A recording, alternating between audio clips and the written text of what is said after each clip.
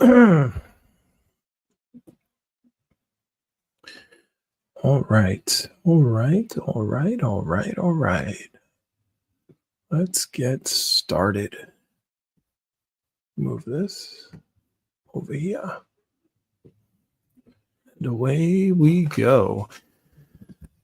So, welcome everyone to episode 11 of Cosmic Matters. We're here every Sunday, 10 to 12, talking about the universe and our role within it.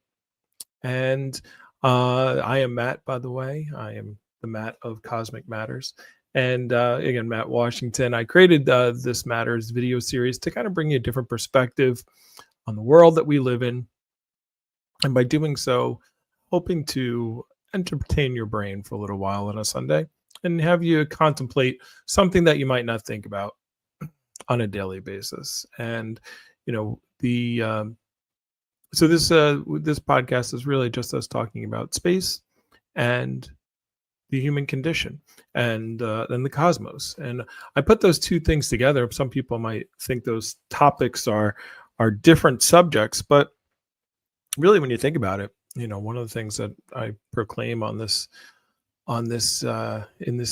video series is we talk about how we did not come into the universe, but instead we grew out of it, and that we are a part of the universe. And just about every week I use the example of the whirlpool, so I'll do it again this week because we have new listeners, we have new people here all the time. But you know, I see the universe. And then, by the way, before I go into that, let me just talk about really quickly the way my worldview of the universe and the fact that my worldview, the objective here today is to entertain your brain. It's not to convert you. It's not to say this is the way it is and there is no other way. You know, everybody has their opinions. Like the thing is nobody knows what's going on. That's what we're doing. We're just trying to figure it out. You know, I always say that religion was one of the first sciences, and because science is really all science is just a way for us to just a methodology that we use to try to figure out what's going on, to try to understand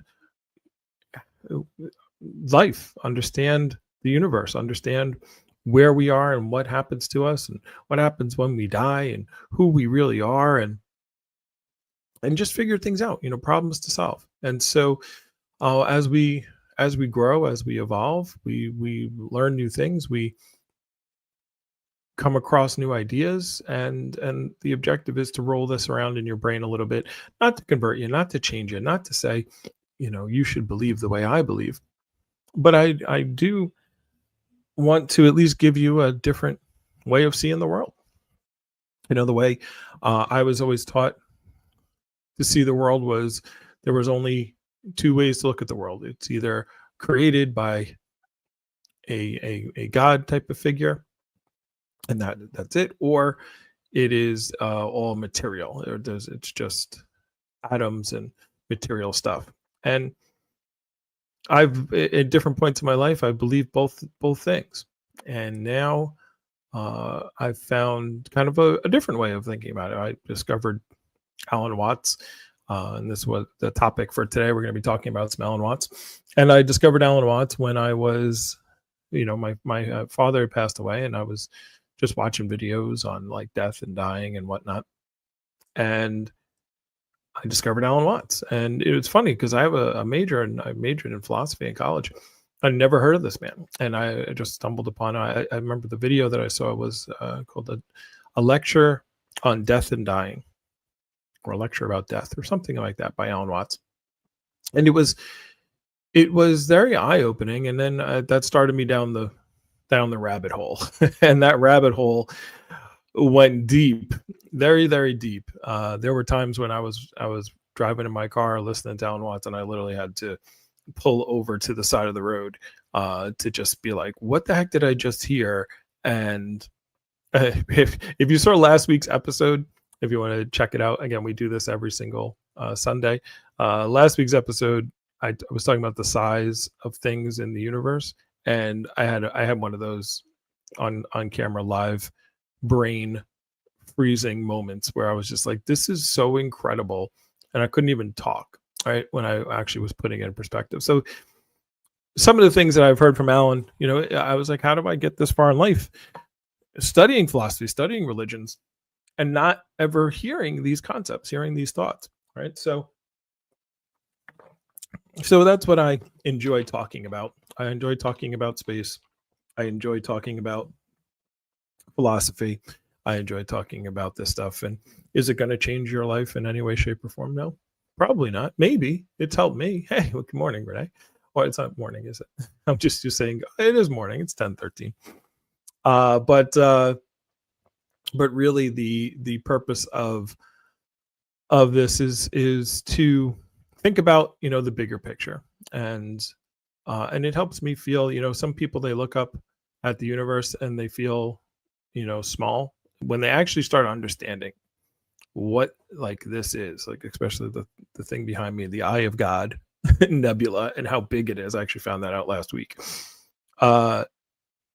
It's easy to feel small. It's easy to not feel a part or insignificant. A lot of times I hear when I'm watching like different videos or whatnot about science or space, actually about space, and they talk about the unimportance or our little tiny star in the little pocket of the universe, and they kind of like belittle it, but that's like belittling one of the cells in your body.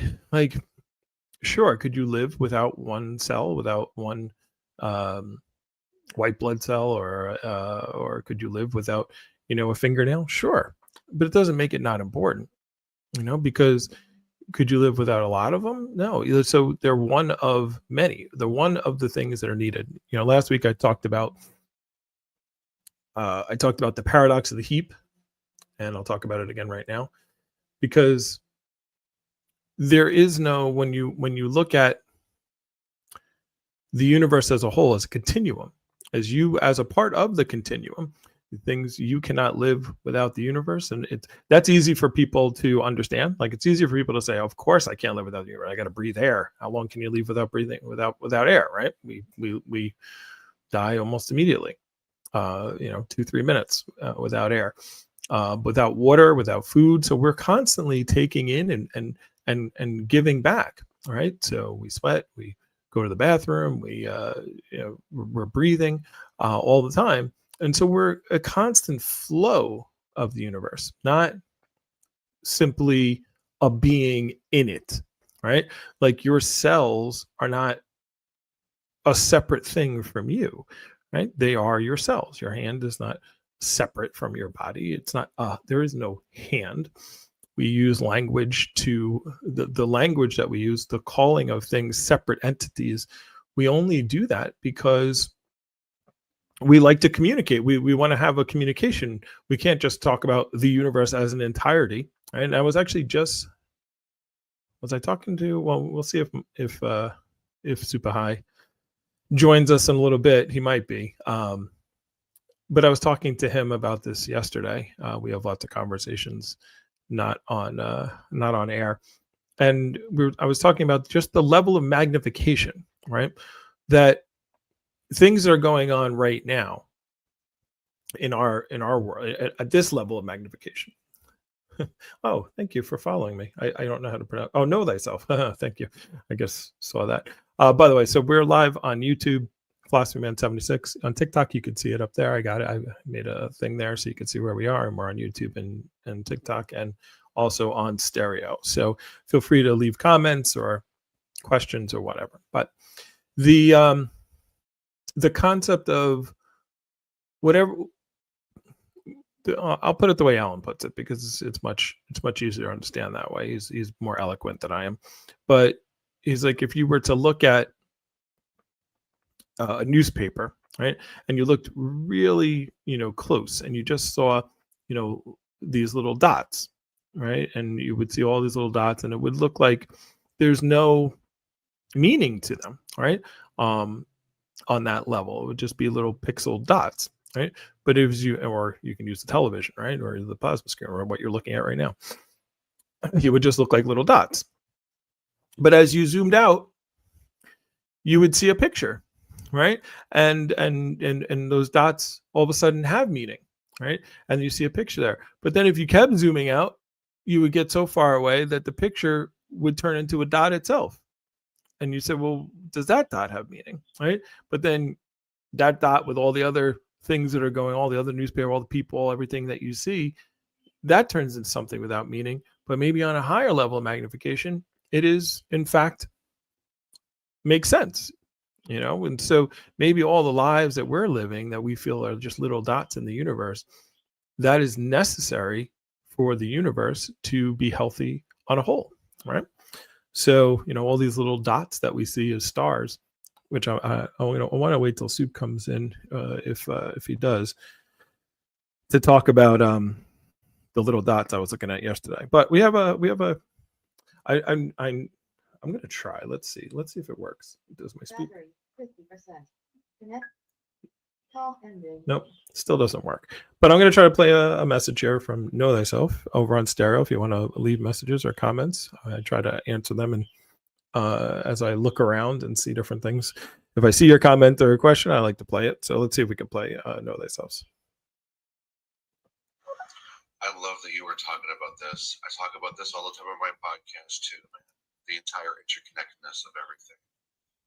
How existence is truly interdependent on everything. Would the universe exist if we didn't exist in it? I like to imagine that we need the universe as the universe needs us, because we are an extension of everything. What's the point of anything existing at all if we're not around to observe it? What's the point of there being an adventure with no mystery? I love this. I love this, man. I'm glad you're talking about this. Sheesh, man. It's okay. I'd love to join you in this podcast. I will go down this philosophical rabbit hole with you, man. It'd be fun if you're up for it. I will. Actually, if you send me, I'm always looking for guests. I don't like to bring them up like during the show, but I do this every Sunday from 10 to 12. So if you want to hit me up in the back channel, send me a message. I can definitely have you up for a future one. But you can always hang out here. I play messages as we go through. But two things that he said, and thank you for the comment. Two things that he said that I want to touch upon there. And oh, by the way, if you haven't been here before, I go on lots of tangents. And if you want to see our old shows, this is episode 11, so you can check them out on Spotify under Cosmic Matters if you want to go on Spotify and see the things we've talked about in the past. But two things that he mentioned. Number one, that I'm thinking of the second, and I want to make it the second, and I forgot the first. So let's make the second the first. The idea of seeing oh no, here we go. The first thing I wanted to say is we invoke the universe. Like the universe is seeing itself through us. We're called human beings, right? Not human doings, not human, right? We're human beings. We're being is a verb. We are to do. To a human being is a verb. You're doing things. And so everything in the universe only becomes relevant if there are things inside the universe to view them and perceive them, right? We are the universe perceiving itself in different ways, right? Like, can something be, hey, what's up, Mohammed? So Alan particularly talks about, the bark of a tree being hard. Well, it's only hard in relation to a soft skin, right? So if you have a soft skin, then it feels hard. If you throw a rock up against a tree, the sensation of hardness on either side doesn't really occur. Or maybe it does occur. I don't know. I'm not conscious as a rock or as a tree. Maybe they feel it a different way and they perceive it a different way. So, the light from the sun only exists because I have eyes to see it. So without eyes, there is no light, right? This is the whole concept of, if a tree falls in the forest, does it make a sound, right? Well, we invoke that sound. right? The sound. So a tree falling in a forest, does it make a sound if no one can hear it? Well, I personally, to that question, say no, because sound is something that it might make reverb reverb vibrations is what I'm looking for. I'm thinking of reverb because of sound, but it might make sound waves. It might move the air around, but if nothing receives the sound, then is it really a sound? Right. So Renee says it does. I actually used to think in my scientific mind, I was like, yeah, of course it does. Right. It lands. It makes the waves get made, and sound, even if no one hears it, sound is made. But again, if isn't hearing a part of what makes a sound? Like, can you? It's like the difference between, it's like buying and selling, right? You can't have somebody who's buying without someone selling, and you can't have the action of selling without the action of buying. It's they both come into existence at the same time, right? So the concept of, this is the whole concept that people talk about, getting something from nothing. You can't get something from nothing. I'm like, everything comes from nothing. Right? All the sound that you hear right now coming out of into your ears is coming from where? It's coming literally out of nothing. You might say, well, it's coming from my voice through a microphone, blah blah blah. But the actual sound that you're hearing is coming from emptiness, right? And it's emptiness to sound. You don't even know if I exist, right? So you're invoking these things.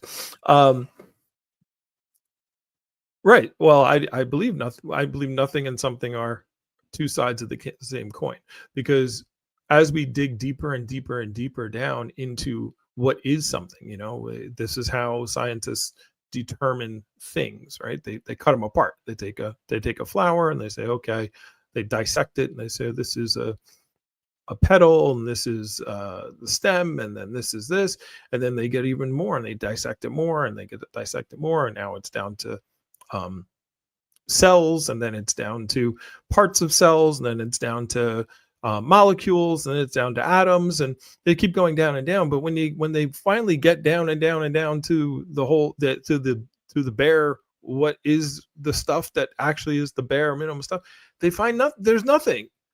Electron is nothing. Like, all these things are nothing. So we get something out of nothing all the time. When people say nothing, you can't get something from nothing, I'm like, everything comes from nothing. There's little, if you really want to look at it. So let's see. I got a lot of comments today. I like it. Let me catch up on what Renee is saying. Sorry if I ignore you guys. I can't stand ignoring, so I probably will play all the comments eventually. I try to get all your comments and read everything that you're saying as I'm going through here. Nothing has never existed and something has always existed. Do I believe in that? Well, let's hold on. Let me bring up our guest. I should say I'm not going to bring up our guest until he gets me out of the background, but he's not going to do that. Because it's really weird looking at me twice. But we have Muhammad joining us. Hey, can you hear me? We can hear you.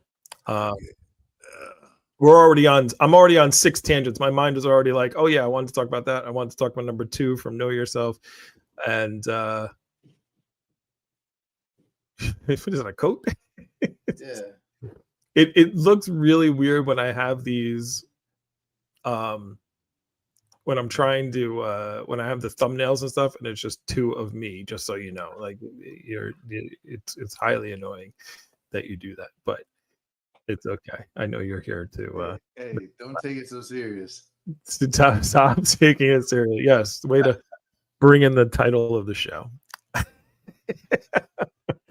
All right, so we gotta so 2 things. I want to address Renee, and I want to play this comment from stereo and see if we can hear it. Are we on stereo too? We on stereo. We're on TikTok. I actually have the new banner up on TikTok. I don't know if TikTok likes it or not, because we really got nobody in there right now. I'll share this.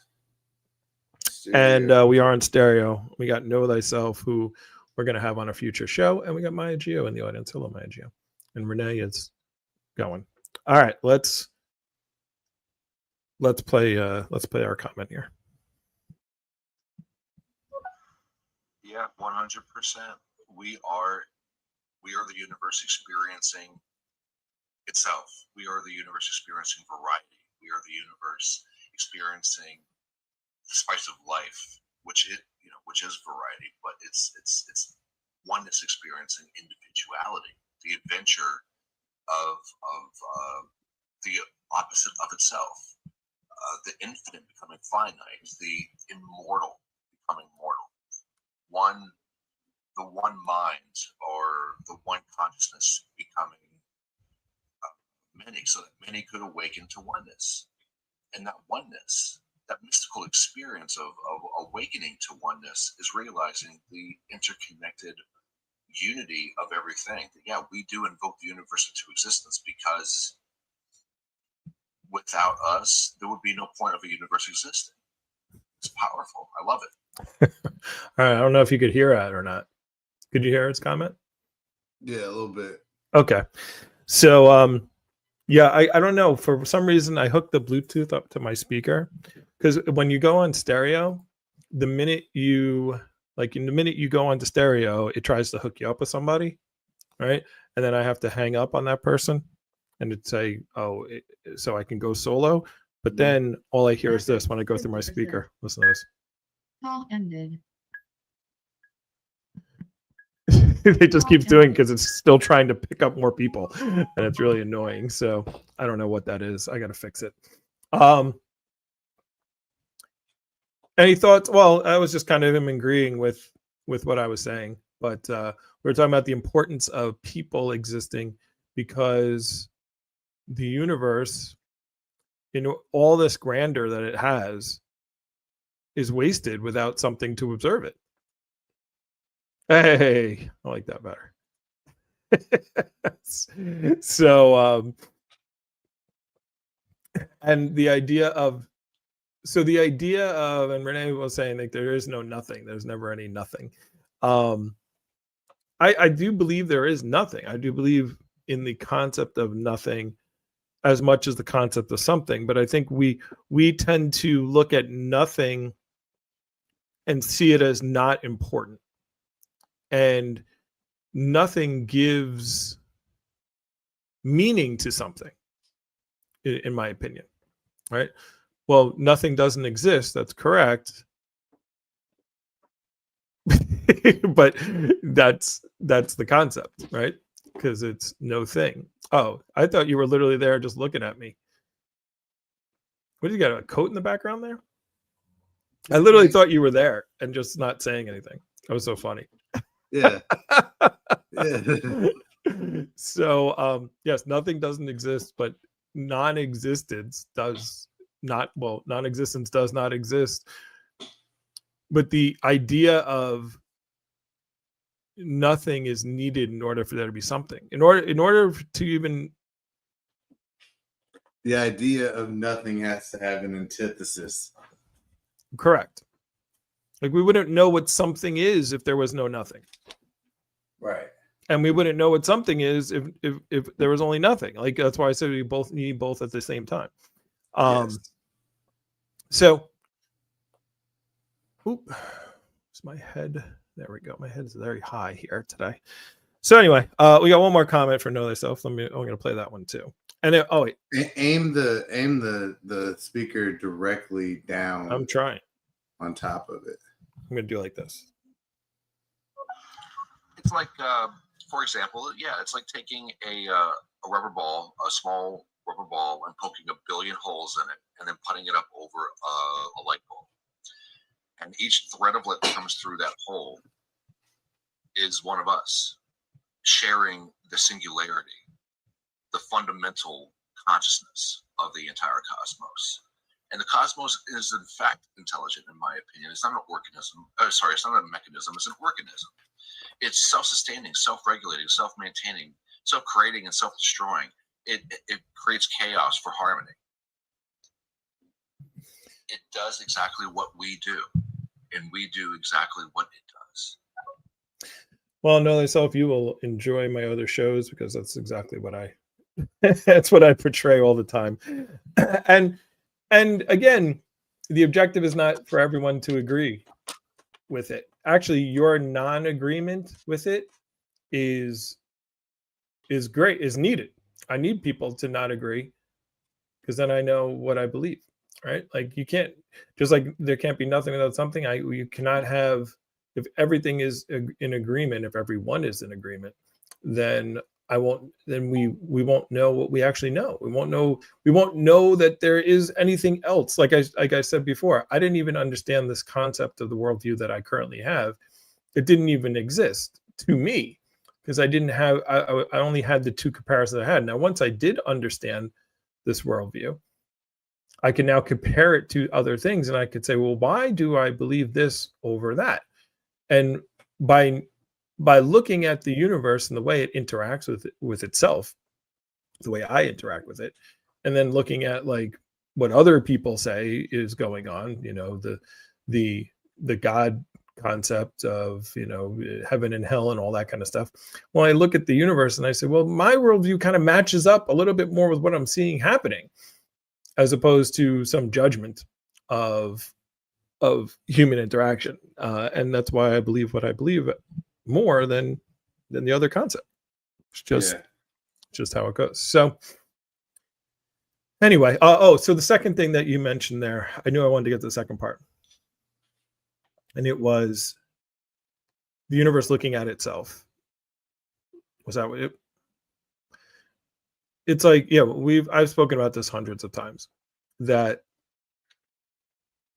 if you look at the universe as something that is going to live for eternity, it's going to be here forever, then and it's all powerful and can do whatever it wants, then why not? The only thing you could then do is forget how powerful you are and make little beings like me and Muhammad and all of us here, and run around and do things and make them important, right? This is why I call it cosmic matters, right? Because the only thing that matters is things that we make matter. The World Series ended last night, and I didn't even know it until by the way, there's like It was an hundreds of thousands of amazing people World Series. cheering. I didn't know. Yeah, apparently it was like one of the best World Series of all time. Yep. Like I saw one went for 18 innings and one for 11 innings, and it was like a walk-off. I think Shohei Ohtani hit like 13 home runs. Yeah. So, and you know how much it was in my reality up until this morning? Zero. I didn't even know what was going on. I forgot about it. Yeah, I mean, it was the Dodgers in Canada. What I'm the a heck Yankees was? fan, Oh, you're so- drinking water? I'm drinking some water. No, that makes sense. So, could you say, we have a new person in the chat, Jason Harjust. Could you say that nothing is unmanifested potential energy? You could, but it wouldn't be potential energy because it's nothing. Nothing like zero is a placeholder for the lack of anything. It doesn't actually exist. It's just a word that we need to explain when you get to zero what that is. Yeah, the absence of things, right? And to call it, and it's funny, the only way you can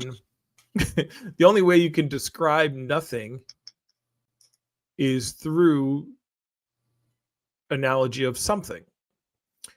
To answer your question, Renee, do you think you have abilities that do not come from me? Of course. Well, I think me, depending on what you mean by me, if you mean me on this magnification, of course I don't have abilities that come from you.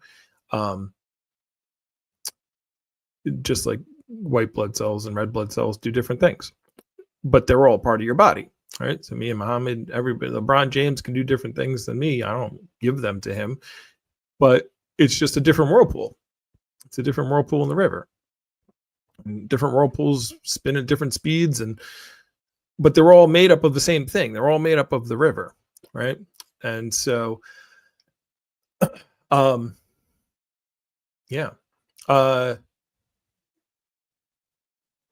So you are saying your power of your and yours, and not. You're gonna have to rephrase that. My brain can't decipher that one. Which one are you? What are you reading on? What Renee just put up there, the answer to what he was saying is the answer to what I was saying.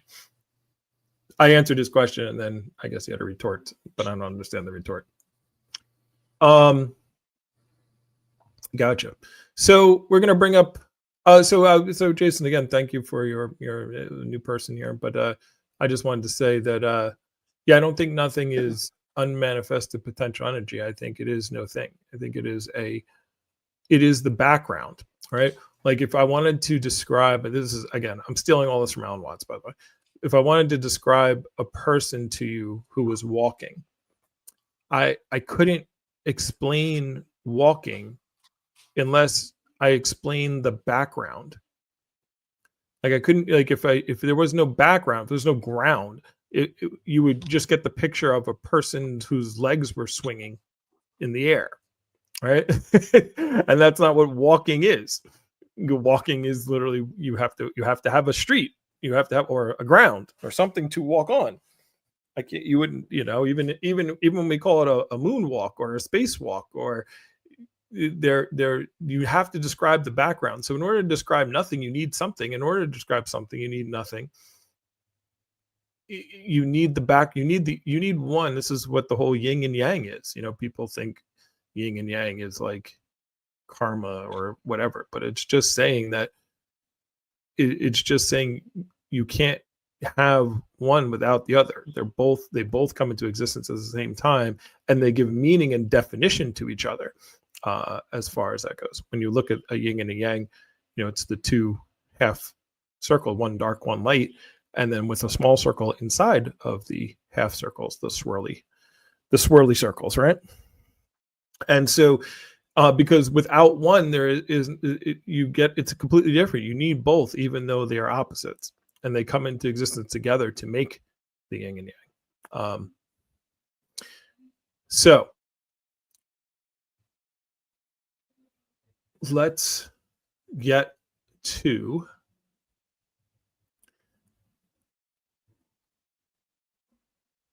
potential.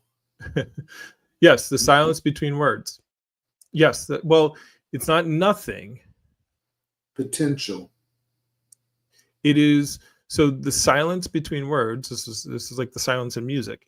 You would not hear the silence in between, the spaces in between my words are what make the words have meaning. Without the silences, all you would hear is this. Like it would just be a complete. So just as the words are important, the silence is important. The nothing and the something, they both come into existence at the same time. So, and they give meaning to each other. Right. So even though we don't pay attention to the silences. We don't pay attention to the dark. Right. Yes, the light and the dark are both something. It's a representation. The yin and the yang is a representation. It's just like, yes, and there's silence. There's silence because you can't. There are silences. They might be small. They might be fast. It's like a wave. There's a crest, and then you can't have a wave with a crest and no trough. Like it just doesn't work that way. So, or it's not a wave. It'll just be a line at that point. And so we tend to ignore the background. We ignore the dark. We ignore, when you look at the picture behind me and you see all the stars, we see that the picture is made whole because of the darkness, but we ignore the darkness. There's just space. We just call that space. When I did the when we talked about last week's message of the size of things, and we talked, and just thinking about how big everything is. What we forget, and what actually, well, I was pulling into the conversation, is how far those things are apart and how much space there is in between them. So that is, the space is just as important, but it's not important to us because we function through, as Alan says, we focus on our radar. We have a system that's designed to see the things that to see one part of it. We're like, like a radar, it spins around, bloop, it hits something like a submarine, and they go, look at that, something's there. All right, so we have to pay attention to it. We don't pay attention to nothing. Our minds skip over it. All right, so and it's not, it doesn't become important. Like when we talk about, like, if you were at some kind of event, if me and Muhammad Brand went to a football game together, and I said, and somebody asked me, "Oh, was Muhammad there?" I go, "Yeah." And they might ask me, "Well, what color, what shirt did he wear?" Oh, I probably forget. Probably like, I don't know. Well, what did he have this? This is why when the police, like, eyewitness testimony is like one of the worst. Like, we think it's like great, but it's like one of the worst. In science, they don't even, you could say I saw it, they say we don't care. Like, that means nothing, because we don't, our the way our brains are set up is we throw out information all the time. We're like, we don't need that information, so I don't need to remember it, right? So we just go, what's important? Oh, what was important? Muhammad was there. What was he wearing? How many sodas did he drink? Like, how many hairs were on his face? I don't freaking know. Why I pay attention to this? This is not something I watch. So but only if I knew, though. But if you said before the game, hey, I'm going to ask you a bunch of questions about Muhammad. I'm going to ask you what shirt he wore, how many times he took a sip of his drink, what color his shoes were. Well, then I would pay attention to those things, and then I could answer the questions because my radar is turned on to those things, right? But most of the time, our radar scanning system is just noticing a small percentage of what's actually going on out there, and we think that's everything. We think that's important because that's what keeps us alive. Basically, we evolved that way because the people who tried to remember everything and didn't pay attention to the important things got eaten by the animals. And there's I forget what the video was, but somebody said, we are the descendants of cowards. Yeah, the people that ran away. The people that ran away the fastest are the ones who survived, and that's who we are the descendants of. This is why fear. We have two. I talk about this all the time. We have two motivations, two emotions that motivate us: fear and desire. But fear is a much better motivator for us. It just works more efficiently. If I said, "Hey, there's $100 outside. You just got to go pick it up." You might go, "Well, all right, let me go check it out," and get up and walk outside. If I lit your chair on fire, or I said the house is on fire, you go outside a lot faster because of the fear versus the desire. So even if I said there's $1 million outside, hey, there's $1 million in a case outside, you'd be like, "Well, I got to go." But you wouldn't go like the house was on fire. you would just kind of, I got to get out there. So yes, fear is a motivation for sure. It's an action, creates action. All right, so let's move along.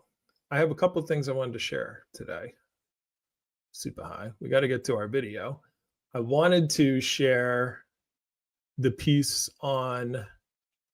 Remember I told you about the whole thing? Well, I wanted to share a 3-eye atlas thing, and I wanted to share a 3-eye atlas. A Uranus thing. But so it's official. 3-eye atlas is an alien. Yeah. When did that become official? Yesterday. Please share. Who made it? Who officialized it? The dude in Kenya. The dude in Kenya. Is that? Yeah. I thought you were going to say Nigeria, and I was going to say, is that why Trump's going to Yeah, The real reason Trump's going after me. I won't go on another tangent. We won't do another tangent. Let me pull this up. Share screen. I don't think Nigeria has oil. I have something. All right. So this is a video I'm gonna play. Hopefully we can hear. I'm gonna put the on stereo here, and it's a little bit. I got to do a little science. I'm gonna do a little philosophy, a little space and philosophy each day. Let me pull it up here. There we go. All right. Soup has not heard. Wait. Did you say Nigeria? Did you say Nigeria? Trump, yeah, I said Trump. He tweeted out. He truthed out yesterday that he was. Nigeria is the #1 oil producing country in Africa. Yeah. Okay. Venezuela is also the #1 oil producing country in South America. And then that makes sense why he's saving the Christians there. Mm. Do you know about that? No, but wait. But just real quick, we won't even go into a side note. But it's a big thing that he tweeted out. He truthed out, whatever the heck that stupid thing is. That if Nigeria didn't stop killing Christians, he was gonna get the Department of War, which I thought was called the Department of Defense, but apparently now it's back to the Department of War. Oh yeah, Department of War. He's gonna have to enact the Department of War to go save the Christians. So the fact that there's oil there makes more sense. Yeah, it's the #1 African country in OPEC. There we go. That makes more sense now. Anyway, let's get to Uranus. Let's get to Uranus. Yeah, I got to play a little. Tell me if you can hear the video when I play it. Let me start it now. The journey. Voyager 2, the fastest object Can you hear that? Yeah. Okay. humanity has ever built, would take 80,000 years to reach it. That's All 4 right. times longer than recorded human history. 4 times on. longer than... Let me restart. Hold on. Let me restart. Let's start from the beginning. All right, here we go. And pyramids, empires, languages, and everything we call civilization. But here's what keeps me awake at night. That's not even the strangest part of this story. The strangest part is what we discovered on the way there, on a frozen giant where diamonds fall like rain, where seasons last longer than human lifetimes, where silence itself has become a mystery that scientists still can't explain 40 years after seeing it up close. And then beyond that frozen world, across an ocean of absolute nothing, waits a red dwarf star with a planet that might, just might, be screaming with life. Today we're going to trace 2 journeys, one to the edge of everything we know, another to the edge of everything we can imagine. And by the end, you'll understand why the universe has built walls we may never climb. Let me show you why distance in space isn't just a number, it's a prison. Uranus drifts 3 billion kilometers from Earth. When you look at it through a telescope, you're seeing its past. Light takes nearly 3 hours to travel from that world to your eyes. 3 hours. By the time you see Uranus blink, that blink already happened while you were eating lunch. Now imagine trying to control a spacecraft there. You send a command, turn left. 3 hours pass before the signal arrives. The spacecraft executes the turn. 3 hours pass before you know if it worked. 6 hours total. In that time, your spacecraft could have drifted into a moon's gravity well, or passed through a debris field, or simply malfunctioned while you sat on Earth waiting for confirmation that never comes. This is what distance does in space. It doesn't just separate you from a place, it separates you from time itself. 20 times farther from the sun than Earth, Uranus hangs in perpetual twilight. The sunlight there feels nothing like the warmth you know. It's not golden, it's ghostly, dim to the glow of a winter sunset that never ends. Stand on Uranus, and the sun becomes just another bright star, casting light so faint that shadows blur and dissolve before they can form. The warmth that feeds our world barely touches this distant giant. Every photon that reaches Uranus has traveled for hours, exhausted by distance. By the time it arrives, it carries almost no heat, just a whisper of energy. Enough to illuminate but never to warm. Temperatures plunge to -224 degrees Celsius, the coldest atmosphere ever measured in our solar system, colder than Neptune, even though Neptune sits farther from the sun. Think about that paradox. The planet closer to our star is somehow more frozen than the one deeper in the outer darkness. All right. So before I go too far, I like this guy's voice. He needs to. This voice has to be used for doom planets or whatnot. You're throwing me off, Soup. I can never tell if you're there or not because this picture almost like Yeah, I'm right here. What are you doing? What? But yeah, so Uranus. So you're gonna hear a bunch of crazy things about Uranus real quick before we get into Alan Watts, and so yeah, so it's actually colder than Neptune, even though it's closer than Neptune, which I think is interesting. And you're gonna hear more about raining diamonds in a minute. I don't know if you remember, I brought this up the other day when I was talking about, I was like, this is just crazy. So I wanted to play a little bit more of this. All right. So by the way, this is from a YouTube channel called Deep Horizon, if anyone's interested, what we're listening to. All right. So a little bit more. We're not gonna do too much of this, but I wanted to play a little bit more. All right, here we go.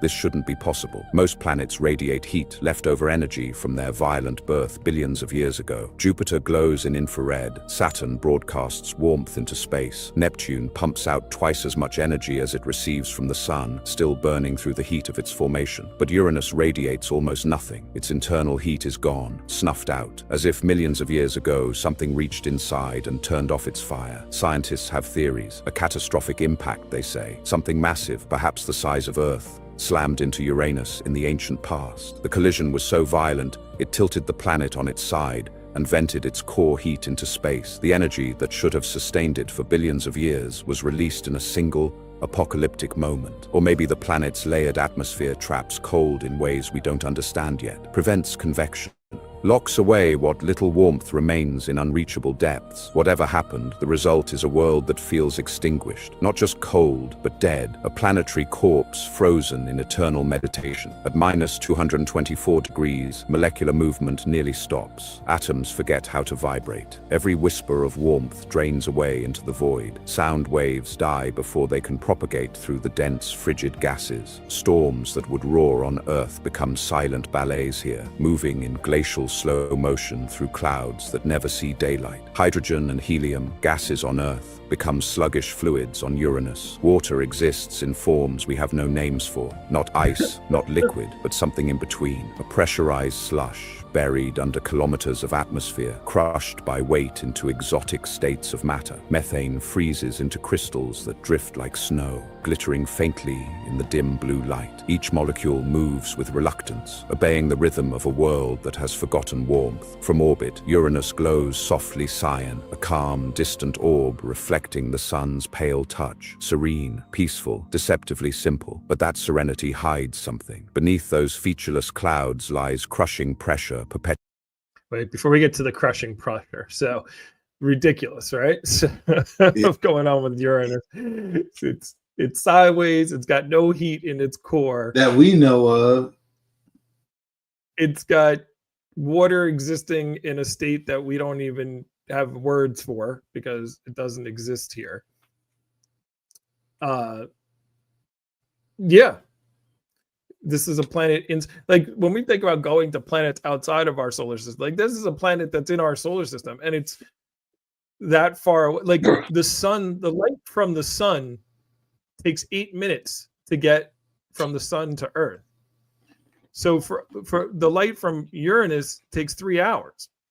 That's how far out it is, which just makes you understand how big the sun is, how big its gravity well is, that it's 3 that these hours. things are still connected at that distance. It's just crazy. All right. I got to get used to, as we build our audience, and I do really appreciate everyone in the audience. I got to get used to people arguing in the comments, and I want to jump in, but I can't because I got to keep talking. We got a comment coming from it looks like Lady Boss. Let's see. Player comments. Lady Boss. Let's see what you have to. Oh, sorry if it's too low. Hey Maddie, what is going on? So we're talking scary stuff today, right? Ugh, lifeless, cold planet. That's kind of like that's kind of scary.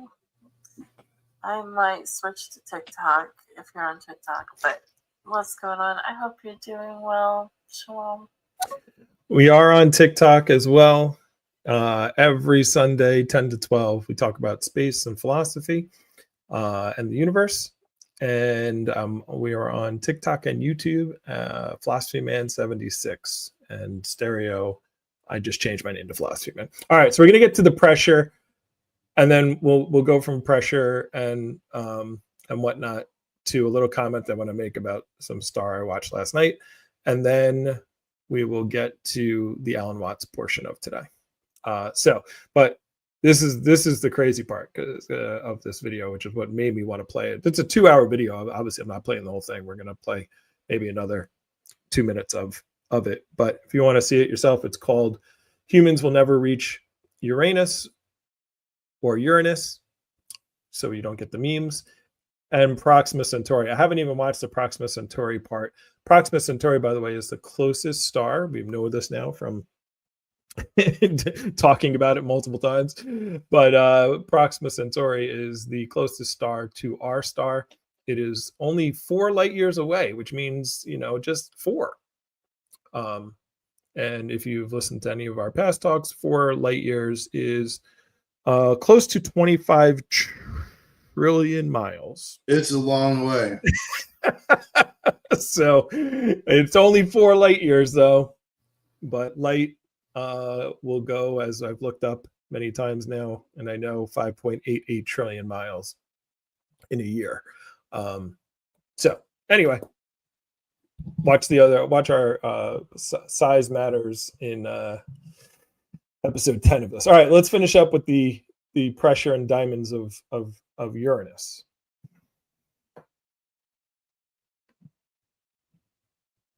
Perpetual night and violence on a scale that defies comprehension. The planet's tilt adds another layer to this cosmic strangeness. 98 degrees. Unlike Earth, which spins upright like a top, Uranus rolls around the sun like a barrel tumbling through space. Astronomers call it the strangest tilt in the solar system, and they're not exaggerating. Each pole takes turns basking in sunlight for 42 years, then plunging into 42 years of total darkness. Imagine being born in spring, you graduate school in summer, start a family in autumn, grow old in winter, and only then does spring return. This isn't just a curiosity, it's a nightmare for anything that might try to survive there. One hemisphere bakes under constant radiation for decades. The other freezes in endless shadow. The temperature gradient drives winds at 900 kilometers per hour, hurricanes that circle the planet without ever stopping. Near the equator, twilight is permanent. The sun never rises or sets properly. It just traces lazy circles near the horizon, creating an endless dusk that belongs neither to day nor to night. The entire planet exists suspended between motion and stillness, between light and dark. Scientists believe this bizarre tilt came from violence.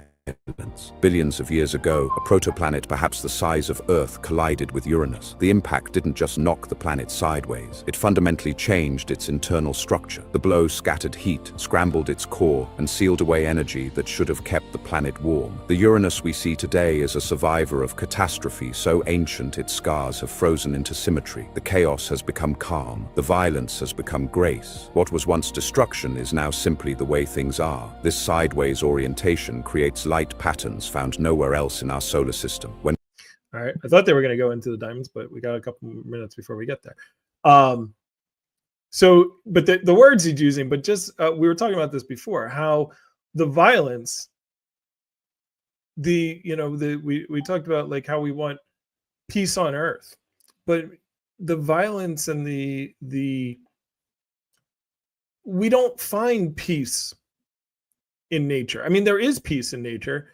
I actually watched a video of like a lion walking up to like a gazelle and then just flopped over next to it and was like just hanging out next to it until eating it. But also the lions will eat it at some other times. Like the idea of the concept of why can't we all get along? Everything getting along is not an exciting story. If we go back to what we were talking to in the beginning of the show, we were talking about the universe wanted to see a show, right? Yeah. If you turned on a TV show and it was just like a bunch of people and there was no protagonist and antagonist, and it was just like a show about people just going through their everyday life, you might watch it for a little bit, but most people want some action. They want some conflict, and that's a part of life. And as much as we don't want it, as much as we would like life to be happy-go-lucky all the time, the only way to grow is through conflict. The only way to get stronger is through, what's that? That phrase, like, I wanted to have knowledge or wisdom, so God gave me problems to figure out. Never heard that, but sounds right.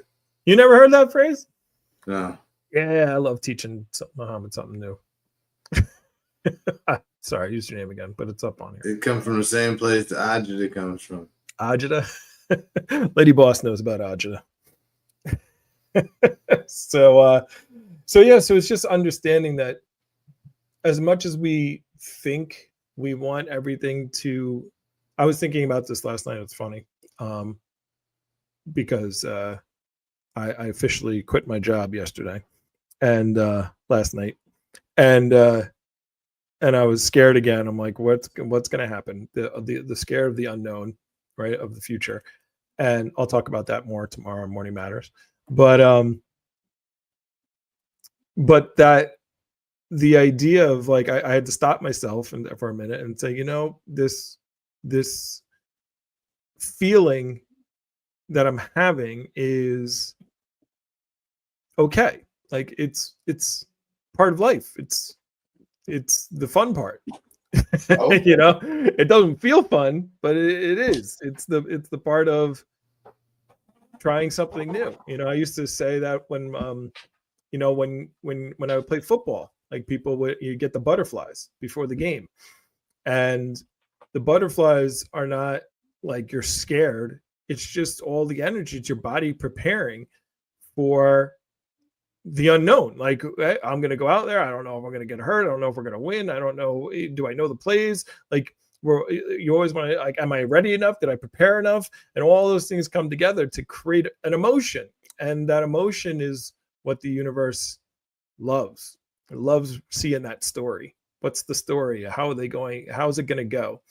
And then the universe just likes to go, well, however it goes, it doesn't matter, because I'm going to watch how it goes. I'm going to watch how it goes in a different dimension. I'm going to watch how it goes a million different ways and enjoy them all. But that's a whole nother show when we talk about the different dimensions, which we were going to talk about today, but we decided to go a different route. Maybe we'll do that next week, the 11 dimension video. That's All right. going to be a 2-parter. Yeah. Every single podcast I do seems like it needs to be multiple parts. So, because I do repeat myself a lot, but there's new people here.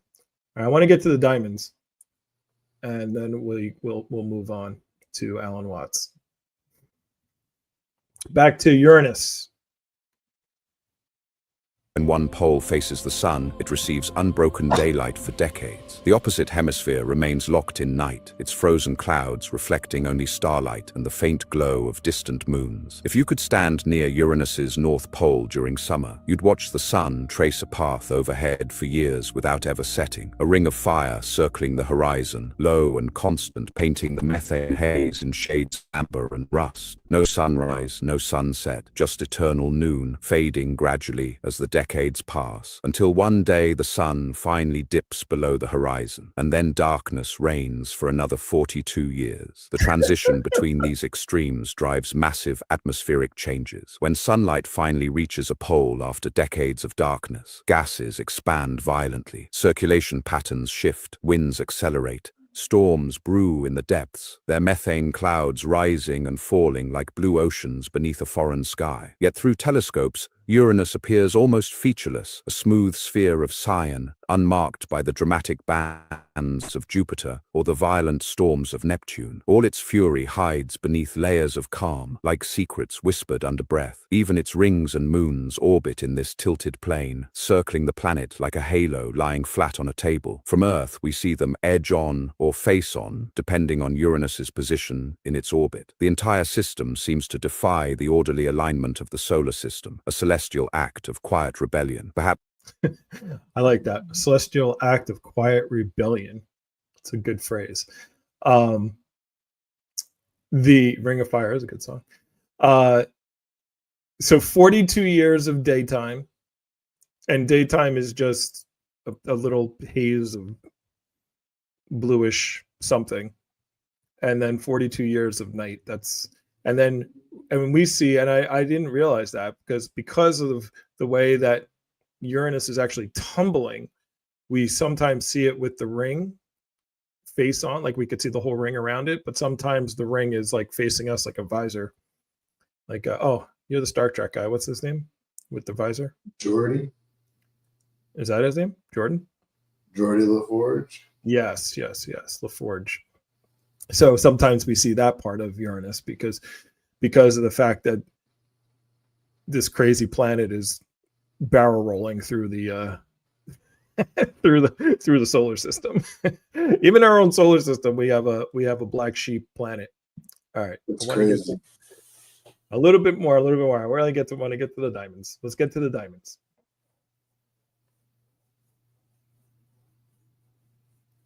Perhaps that's what makes Uranus beautiful in its own way. Its tilt reminds us that perfection often begins with chaos, that even catastrophe can become elegance given enough time. What was once a violent collision is now a gentle roll through the dark, a planet eternally leaning toward mystery. If Earth is the dancer and Jupiter the king, then Uranus is the dreamer, turning slowly on its side, eyes half closed, following a rhythm that belongs only to itself. But beneath those calm azure layers lies something that transforms our understanding of planetary physics entirely. Something that sounds like myth, but is confirmed by laboratory experiments and theoretical models, validated by some of the brightest minds in planetary science. Deep within Uranus, where pressure climbs to millions of times Earth's atmosphere, where temperatures soar to thousands of degrees, not from sunlight but from the crushing weight of the planet itself, carbon atoms undergo a transformation. Methane gas, abundant in the planet's atmosphere, gets torn apart by heat and pressure. Hydrogen strips away, pure carbon remains. And under the immense weight of thousands of kilometers of ice and gas, those carbon atoms crystallize into diamonds, not small diamonds, not the gems you see in jewelry stores. We're talking about crystals the size of mountains, falling through layers of exotic matter in endless cascades that have continued for billions of years. This is diamond rain, a phenomenon so extreme, so alien, that when scientists first proposed it, many dismissed the idea as theoretical fantasy. Surely nature couldn't be that spectacular, that wasteful, that beautiful in places where no one would ever witness it. But in 2017, researchers recreated the conditions of Uranus in a laboratory. They compressed methane using powerful lasers, mimicking the immense pressures found deep within ice giants. The result was stunning and irrefutable. Carbon didn't just transform, it crystallized instantly into pure diamond. For the first time, diamond rain was more than theory. It was demonstrated reality, proven in a chamber that glowed like a tiny star for a fraction of a second before the pressure released. Now imagine this process scaled up to planetary dimensions. Millions of tons of diamonds forming every second. Microscopic crystals at first, drifting like snowflakes through dense methane air. As they descend, pressure grows and crystals merge, hardening into gems larger than anything found on Earth. Some might grow as large as pebbles, others become boulders. Still others merge into structures the size of buildings, tumbling downward through layers of supercritical fluid, through regions where matter behaves unlike anything we experience on Earth's surface. They fall thousands of kilometers. Lightning flashes through methane clouds above them, illuminating these cascading jewels for fractions of seconds before darkness returns. Each bolt ignites a trillion tiny reflections, turning the depths of Uranus into a light show of brilliance and silence that no eye will ever witness. The diamonds don't settle at the core. They fall until they reach depths where temperatures become so extreme that even diamond melts. Solid brilliance turns back into liquid carbon, mixing into a sea of shimmering elements that might extend for thousands of kilometers. And then, through convection or other processes we barely understand, some of that carbon rises again, cools, crystallizes, falls once more, an endless cycle, a heartbeat within the frozen giant's soul. This process might explain one of Uranus's greatest mysteries, its missing heat. Unlike Jupiter, So That's what I was saying. That's what I was saying. The heat must be like stored some kind of way inside of the planet. The aliens know what they're doing. They in the planet. They storing the heat in diamonds. so the methane gas rises, the pressure crystallizes them into instant diamonds. And they've tested this in labs. These diamonds get to the size. Can you imagine like the size of like a 20-story building diamond falling with light shimmering from the diamond all over, like what it would look like, what that would look like falling towards you. And then it falls to the point where it gets to the point where it melts. Like, this is a planet in our solar system. And we're like, and there are hundreds of thousands of trillions of planets out there around stars that are all kinds of different sizes. And like, for people who don't believe that like there's life somewhere else in the universe, they just don't understand the universe. So I love this video, is just crazy. All right, so I'm going to end it there on the videos. We got another comment. Let's play that one. I see hearts going off on my TikTok, so I appreciate that. I see Soup sent me a couple of rosés. Thank you very much, Mr. Muhammad. That's your thing. Let's play our comment here. I'm just making a comment on what you said about duality, and you're absolutely right.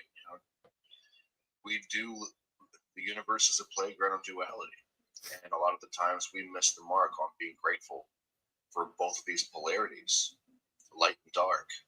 How could we appreciate the light unless there was also dark? How can we truly be grateful for harmony unless at one point we had discord?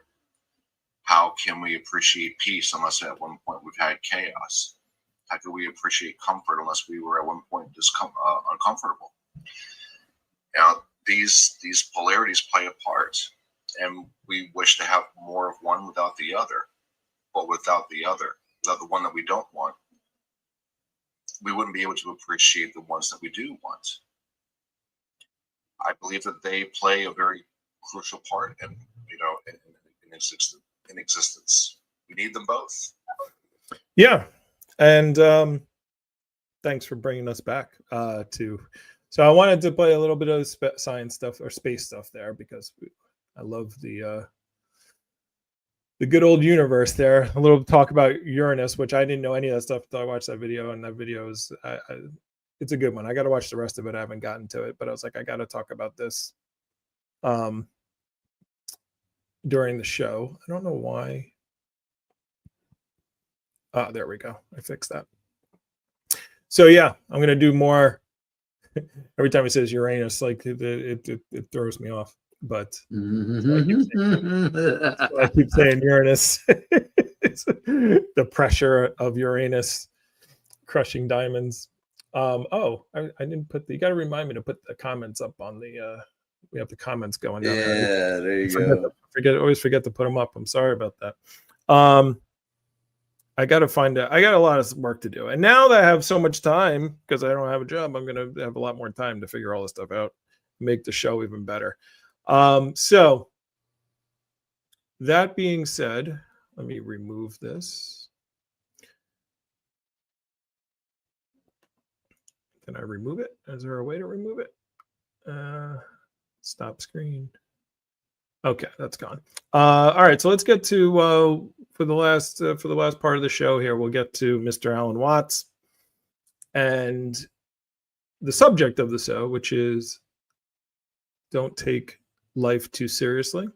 We're going to pause this a couple of times and talk about it a little bit, but to kind of talk about know thyself's comment there. Yeah, the dual. Once you understand.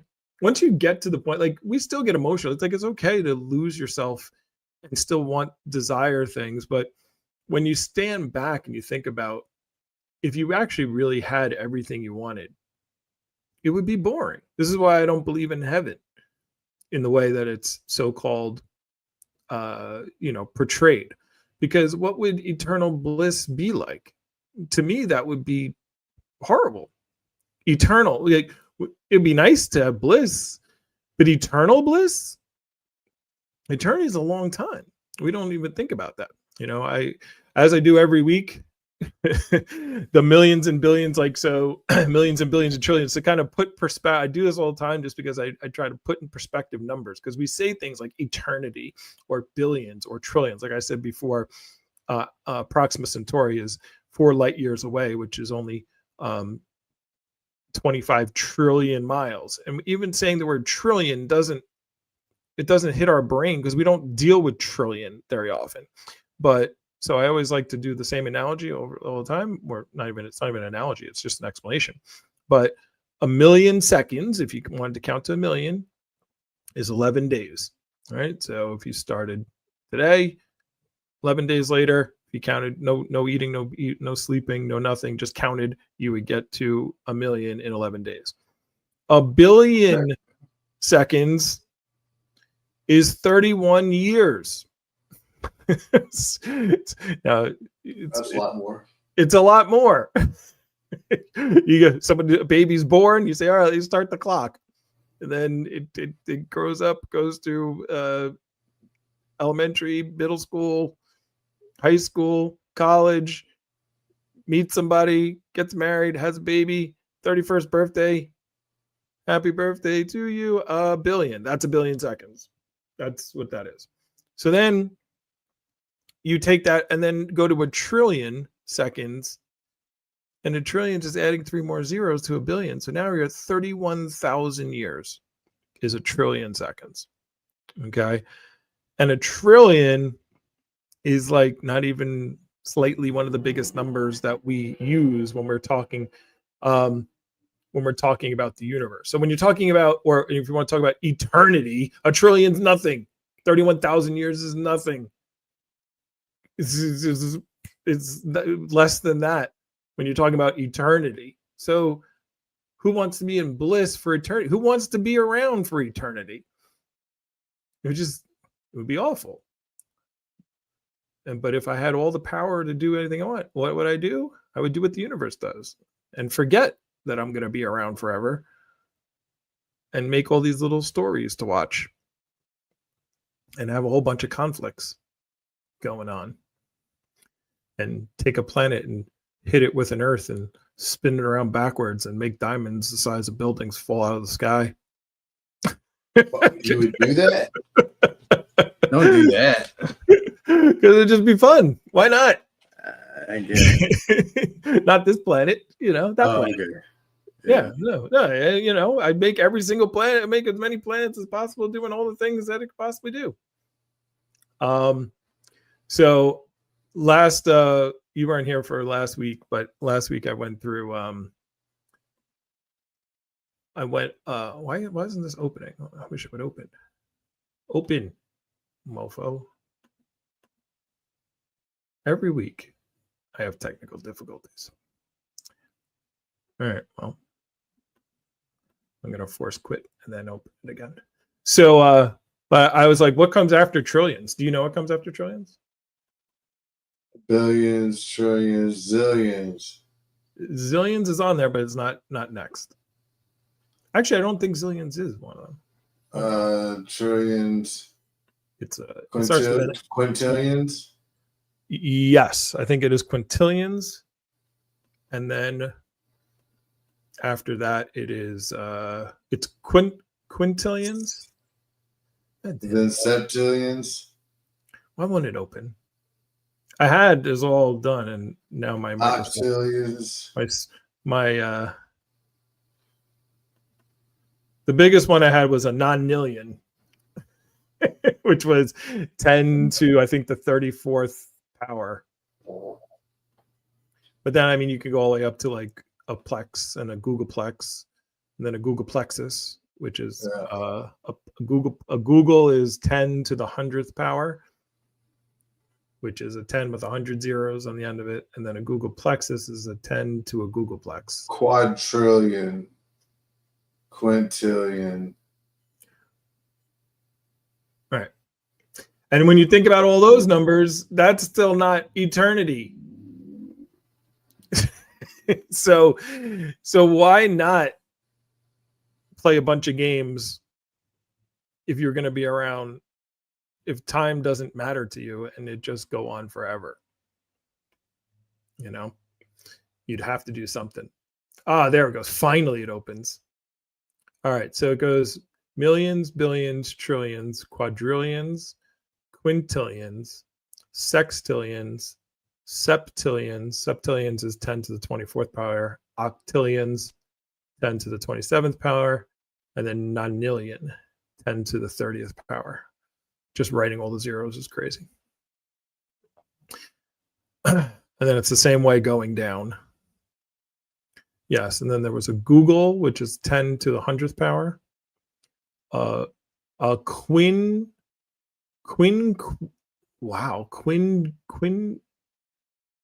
quadrillion. Jesus. Hey, just making words up. Quinquagintillion is 1 followed by 150 zeros. A sexagillion is 1 followed by 200 zeros.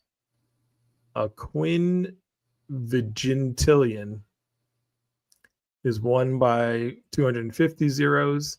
And then a non-gentillion is 1 followed by 300 zeros. And then then they have a centillion, which is the biggest number used in an actual mathematical equation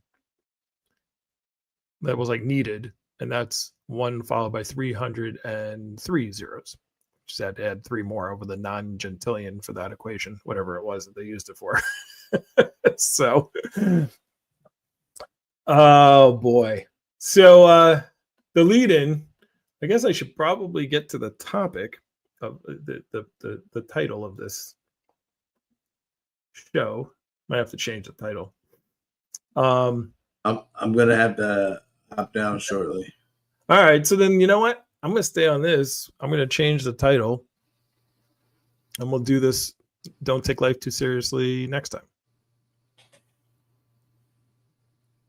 because we didn't get there. Don't take life too seriously, guys. It doesn't matter if we get there or not. Don't take it too seriously. All right, I always have way more material than I need. I'm gonna be in the audience. I'm gonna be listening. All right, brother. So with that all being said, maybe I should bring it up. It's 11:20. Yeah, I am. I'm taking it too seriously trying to figure it out. Well, we talked about a lot of the things that were in this anyway. Actually, no, you know what? I'll bring it up. I'll play a little bit. I'll talk a little bit about it. And then we'll do a part 2. How about that? All right. So this is some Alan Watts. And I guess in order to really understand the concepts that Alan talks about, you have to kind of buy into the things that we're talking about and understanding that the universe is we're one whole. We're all a part of the whole thing. And so I'm going to bring Mr. Allen up and we'll play a little bit and I'll pause it to share some thoughts as we're going through. All right.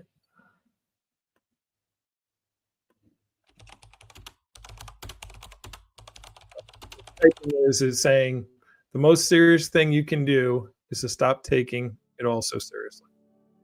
You see, we are so often caught in a very peculiar trap. We are convinced that life is a journey, a pilgrimage, with a serious purpose at the end. And the goal is to get to that end successfully, meaning with a certain sense of virtue, of accomplishment, to have achieved something, to have left. But what if the entire affair is rather more like a piece of music or a dance The meaning of a symphony is not contained in its final chord.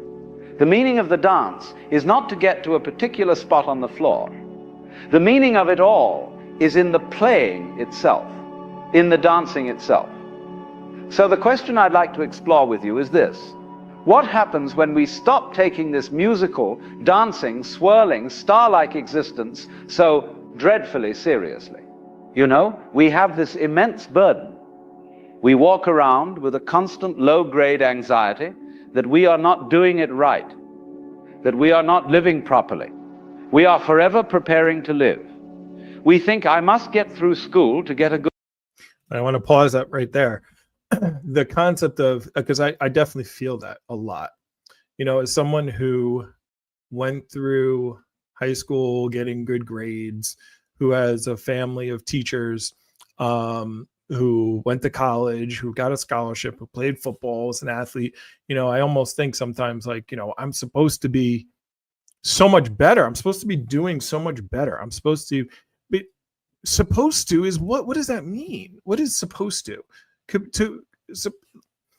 So there's the saying that comparison is the thief of joy, right? And so, well, good, Renee. If you don't have these feelings and anxieties, then that's a positive. I'm glad you don't. But the people who do, the universe wants to feel that. Like, I understand why I have the feelings that I have. Because the universe wants us to have those feelings, right? And experience those theories. When I see someone, I just saw an interesting was a TikTok of like a girl who was dressed up as a Karen for Halloween, and she's running around and she's got like a measuring tape, and she's like, this grass needs to be mowed, it's way too high, and the HOA said no blow-ups, and so it was really funny. But we know those people, right, that are just wound so tight, that are like, you know, they just need to point out, and most of the time they're not really upset at anything, they're really upset at themselves, and if they really looked into what they're really mad about, they're mad about their own life. But the point being is, we know those people too, and those people that act that way, they're just taking life very seriously. Like, you know, the grass is too high, the HOA, the garbage only, you can't have garbage, you have to bring your garbage pails up. And so, but we sometimes go through life and we think about these things and we say, oh, I'm supposed to be doing so much better. I did all the things that they told me to do, and why don't I have the things? And then, and what really will upset you is when you find someone who's dumber than you and making more money than you. You're like, what? How does this person, or they're like your boss, right? And you're like, how is this person making more money than me? How is this person leading people? How is this person in charge of anything?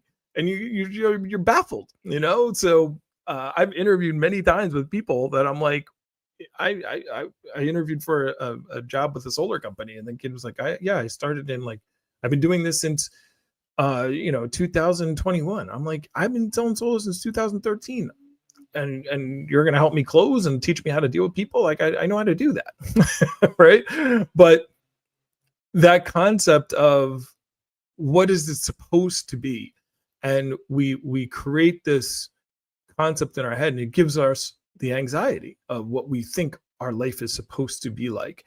And if it's not like that, then now, in certain ways, that gives us drive. It gives us motivation to do the things that we want to do and see the things we want to in our life. But it's when, and this is why the title of the talk is "Don't Take Life Too Seriously." It's okay to have goals and drive and motivation, but when it paralyzes you, when you get to the point where you're taking everything so seriously that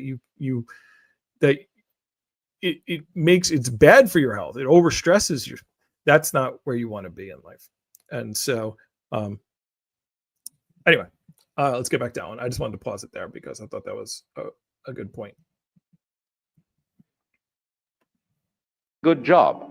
I must get a good job to have a secure life. I must have a secure life to raise a family.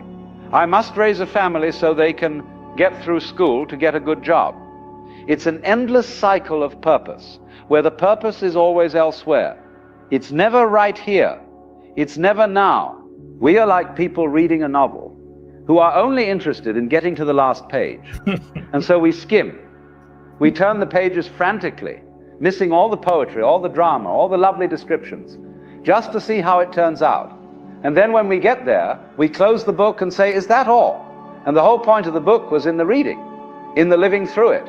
We are missing the show because we are too busy looking for the meaning behind the show. We are like a person at a... That's so great. I just want to pause. I don't want to actually add anything to that.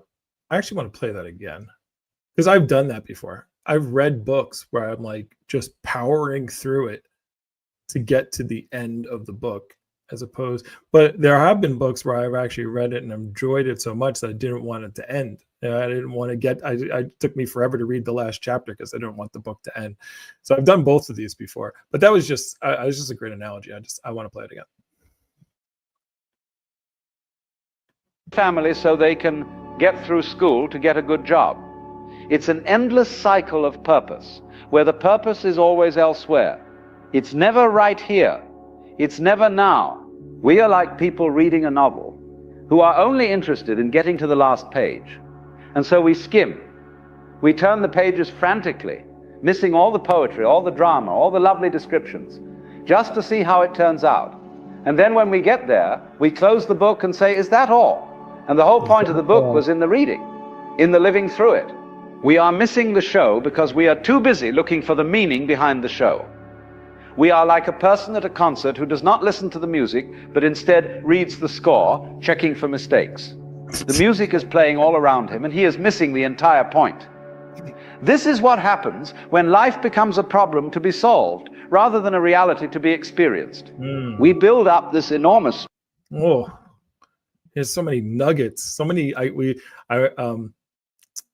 When I was at this conference once, the speaker came up and he said, or it was, I guess it was the MC. It was Mike Muriel is the MC. I don't know if Mike ever will hear this but he was talking about, he made the analogy of people going and looking for gold.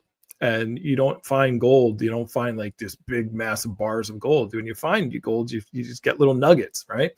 And he said, so what I want people to do while you're at this conference, any speaker that's up here, when you catch something that's like, I just want you to say, I got a nugget. And then people would just, anytime somebody said something really good, there'd be people in the audience screaming, I got a nugget. So that was a nugget right there. This is what was this? What happens when life becomes a problem to be solved, rather than a reality to be experienced. This is what happens when life becomes, I'm going to write that down. When life becomes a problem to be solved instead of a reality to be experienced. I love it. Oh, we got a message. Let's play the message real quick. Know thyself. Let's listen to what you guys say. I just want to give you a shout out, man. Loving the podcast. I gave you a follow. And I'll Thank you. Hit you with the back chat. Maybe you don't remember me, man, but you and I back in 2021 had a lot of conversations. Back then I was forbidden. Okay. Was my podcast name. And we had a lot of great conversations back in 2021 before I left Stereo for a little while. But, hey, man, just keep up the great work. I'll hit you in the back chat, and maybe we can set up a podcast, and it'll be really awesome to talk to you again after all these years, dude. Keep doing what you're doing. Greatly appreciate you hanging out as much as you did today. And absolutely, I'm always looking for people to join and chat with. And, we all get to see this universe from our own perspectives and different perspectives. And so it's great to try to get a small glimpse of what, of somebody else's view. I'm kind of jealous of the universe of that it gets everyone's view. And it gets to know every story. But yeah, no, appreciate it. I appreciate every single one of you being here and listening and joining us here on a Sunday as we go through Cosmic Matters. So it's 11:36. I want to play a little bit more. I had to write that down, thinking about problem. Don't look at life as a problem to be solved, but a reality to be experienced. Love it. All right, let me play a little bit more. And then we'll go out and experience our Sundays. We build up this enormous structure of seriousness. We have to have the right credentials. We have to have the right job title. We have to have the right kind of car, the right address. We have to be seen with the right people. It's a colossal act, a performance. And we are terrified that the audience will see through the cracks, that they will see we are just making it up as we go along. And of course we are. Everyone is. The secret that nobody ever admits is that nobody really knows what's going on. We're all just playing roles. The doctor, the lawyer, the businessman, the mother, the father. They are roles, they are games. And games are fun, so long as you don't confuse the game with your fundamental reality. The problem arises when you forget you are playing, when you think you are your role, that you are the mask. Then the game becomes a prison. It becomes serious, and you have to defend it. You have to prove you are a good, serious, upstanding, purposeful person. But what is the alternative to all this seriousness? It seems frightening. If I am not serious, if I don't have a purpose, then what am I? I become a nothing, a washout, a failure in the eyes of the world. But this is where we have a profound misunderstanding. We think the opposite of seriousness is frivolity, shallowness, a kind of irresponsible laughter. But that's not it at all. The true opposite of taking life seriously is to see it as play, to see the universe itself as fundamentally playful. All right, I need to say something about that because it's hitting me pretty hard. Even though I've watched this, it's funny. I just watched this the other day, which is why I decided to play it here on the show tonight. And I wanted to make the whole show about this, but as usual, we got on tangents. But the concept of getting the role, like, you know, like becoming the role, so there's so many people like, if I'm not a mother, you know, what am I? You know, if I'm not a great provider, if I'm not a doctor or a lawyer or, you know, or whatever your profession, a truck driver, you know, this is one of the shows I'm going to do in the future is about the future, you know, and one of the things that I feel is coming in the future is the robotics and the AI, and that eliminating of jobs, you know, like, and it's going to be such a culture shift that we are going to, and whether it happens 10 years, 20 years, 50 years, 100 years, whatever it happens, it's going to happen. That's the direction we are going. And so many people, their identity is wrapped up in their work. You know, it's like when we ask little kids, well, what are you going to be when you grow up? You know, it's like, I want the kid to say happy, you know, but what do they say? Well, a doctor, I want to be a lawyer. I want to be a this, I want to be a teacher. I want to be you know, a business person or an astronaut, of the fireman. Sometimes they say, I want to be all those things. Right. And then we squish their dreams by saying you can't do all those things. Right. But the concept that, you know, especially in Western society, that we wrap our identity up in our job to the point where, like, even when it reminds me of the episode of The Office where they have like a little party. I think they go to Jim's house for a party, and Stanley and Oscar are talking, and they're talking about paper. And Kelly comes over and says, can we not for once talk about paper? You know, because that's their identity. It's wrapped up in being a paper salesman, an accountant at a paper firm, right? So that was just something that I thought, like, you know, if we lose our jobs, we put our identity so much into our roles, and that we forget that the role is made up. It's a mask, you know. And it's okay to play the game. You know, I play volleyball, and, you know, while I'm on the volleyball court, I'm a volleyball player. The point is to have fun. You know, there's those people at volleyball who are just like, there's this one guy who like literally cheats. Like, he like literally will like, we have to pay attention because he cheats on the score and he tries to make, I'm like, what, why? It's a rec volleyball league. Like, what are you doing, bro? Like, if you win, like, so if you cheat on the score, like, he's so into it that he needs to win so badly. It's like, why? What's the point? Like, what are you going to win? What are you going to get out of this that you're going to have to cheat? Like, enjoy the game. You know, you get stressed about it. So, and the same thing about our lives and our roles. You know, take a step back and understand that it is a game that we're playing, and you're supposed to enjoy it. life is not a problem to be solved. It is a reality to be experienced. I'm going to be saying that all the time. By the way, if you're leaving, I got a nugget. There you go. I love it. I see it over there. Thank you, TikTok people. I'm trying to look around. It's a lot going on. There's a lot. I got a lot going on here. So, but I'm enjoying it. All right. This podcast is like my it's my weekly just brain dump and energy refiller, right? So, all right, we'll play a little bit more of this and then we'll wrap up. Look at nature. Does it look serious to you? No. Look at a kitten chasing its tail. Look at waves lapping against the shore. Look at the patterns of migrating birds in the sky. Do they look like they are on a grim mission? Do the clouds look like they are filled with existential dread? No, they are simply playing. They are expressing themselves.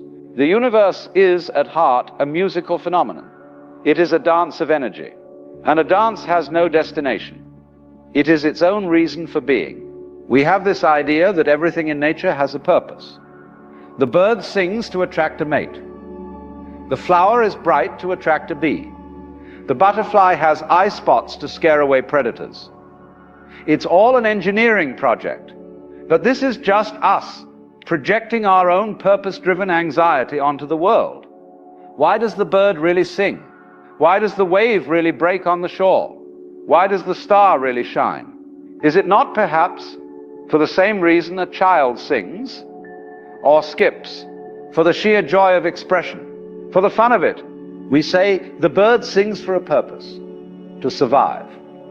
But I must ask, why survive? What is that for? To sing more songs, to have more babies who will sing more songs. You see, it becomes a circular argument. It's like saying the purpose of music is to get to the end of the composition. It misses the point entirely.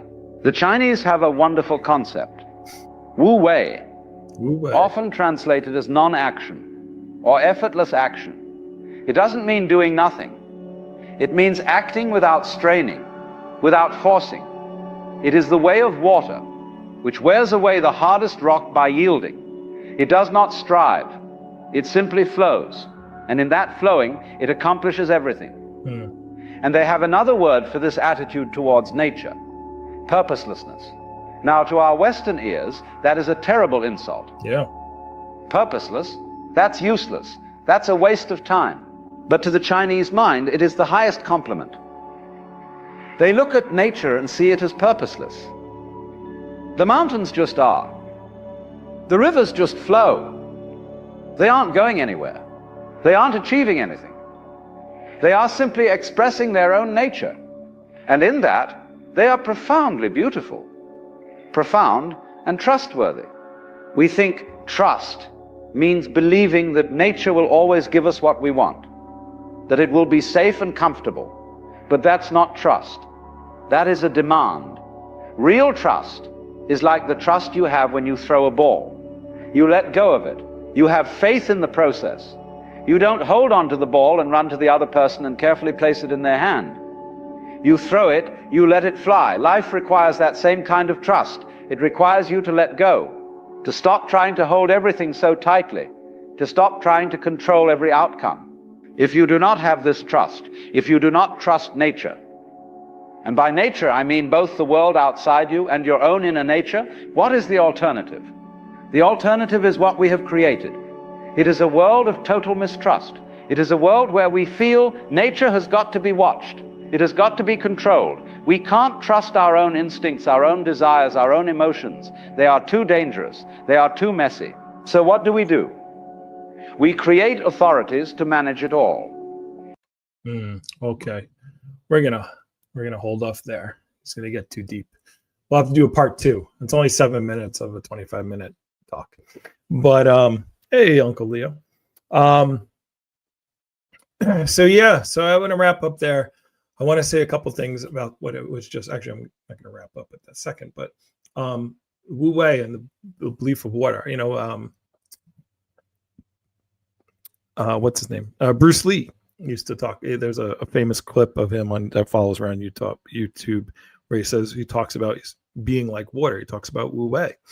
and he's like, if I remember the clip, I'm gonna grossly misquote Bruce Lee, but it is how it is. But he's like, what are when you put it in a picture, it becomes a picture. It becomes the picture. When you put it in a cup, it becomes the cup. It becomes those things. And life, when they talk about Wu Wei, is like not trying to force. It's like when you're in water and you're in streams of water, if you fight against the water, or they say like if you get like on a riptide. I don't know if anyone's ever been in a riptide. But if you're in a riptide, if you try to swim against it, the harder you swim, you're just going to get dragged out. And the easiest way to get out of it is you walk parallel to the beach. You just walk out of it. It's really simple. So you could sit and struggle and fight and try to swim back to the beach. But if you do that, you're going to lose. And so what you have to do is you just have to go with it, and go with it by going sideways. You're going parallel to the beach as opposed to trying to fight it. And so in our lives, it's like, let's enjoy and even enjoy the conflicts. That's one thing. I was watching a different Alan Watts thing talk, and he talked about, when people are arguing, and it's called Don't Defend Yourself. I actually sent it to a number of people. And right now we have this whole big rift going on between, in America, between the left and the right. And they're arguing. He was talking about how when two people are arguing and they're not listening, they're not really listening. They're just trying to defend their point. Because they've created a role for themselves, right? I'm liberal, I'm conservative, I'm Christian, I'm right, I'm left, I'm MAGA, I'm whatever, right? And so they've created the role, and they're taking the role so seriously that they're not listening to anyone else, because to admit that they're wrong is admitting it's admitting. It's not just saying, oh, I'm wrong. It's a condemnation of their own being, of who they are, right? So they can't be wrong. Like, so they fight, even if it's irrational. They're fighting because they're fighting for their role. They're fighting for their identity. They're fighting for their mask of who they think they are, how they identify for. I drive around sometimes. I see somebody with like 700 MAGA stickers on their car, or I see the same thing. And again, I'm not picking on one or the other. I'll see somebody who's got coexist and 500 other stickers of peace and happiness and the peace symbol and rainbows and all the stuff on their car, right? Like these people are taking their roles very seriously, right? And they will defend them. And one of the things that Alan said, he's like, when you get to that point, and it was funny because I watched that, and I watched Simon Sinek also do the same thing. I love Simon. Definitely say watch some Simon Sinek. I see the hearts going off. Thank you, people, whoever's sending all the hearts. But he said, when you get to that point, instead of arguing in that manner, say to the other person, why don't you explain to me, or now I'm going to forget how it is. I got to watch it again. Maybe we'll just do a whole show on stop defending yourself. But it was let's listen to the person to understand why they're saying what they're saying, and therefore when you're arguing now, the point of the argument is to come to a truth. It's not to defend your role. It's not to defend your identity. It's to actually find the truth in the matter. And there shouldn't be any emotion in it. And it's funny because when I do debate with both sides, I debate with the left and the right, and they do the exact same stuff all the time. and I realized, they argue the same way. It's like they do a bunch of whataboutisms, and what about this? And what about when they did that? I'm like, well, then we're not talking about that. We're talking about this. We're talking about this subject. And it's the same thing from both sides, and it's because people have wrapped their identity in it. So I don't know where I was going with that. I think we have to all be better at arguing to come to truth. I think that's the point of it. Like the goal is for us to be, that was a Simon Sinek thing. He's like, understand that everybody wants good. Like most people, let's not say everybody. 95% of the people out there want good, whether they're on the right, they just have different,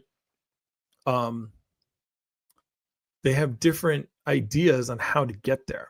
You know, everybody wants happiness and peace, and you know, and for their families to enjoy themselves, and everybody wants those stuff. Everyone wants people to survive. Nobody wants people to be poor and live in streets and be in discomfort. So if we understand that everyone's coming from, or 95% of the people are coming from that position, then it changes. Then it's not like we can look at the other people and say, look, they're not evil, right? Because we tend to say, oh, this person, I'm talking to someone right now who's like, the liberals are out there and they're trying to, you know, destroy America, and they've done this and the Antifa and this, and he's all worried about. I'm like the Republicans right now have the president, the House, the Senate, and the Supreme Court, and you're still worried about the liberals destroying everything and worried about them.